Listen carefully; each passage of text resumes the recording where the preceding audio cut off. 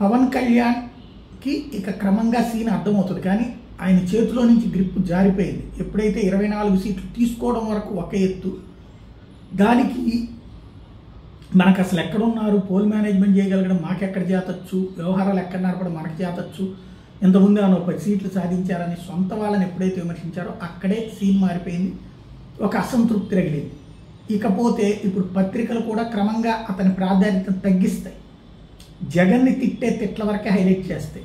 జనసేనకు సంబంధించి ఇప్పుడు చంద్రబాబును ప్రమోట్ చేస్తున్నారు చూడండి, దాంట్లో అంత తోపు ఎంత తోపు అన్నట్టు ఆ టైప్లో పవన్ కళ్యాణ్కి ఇవ్వట్లేదు.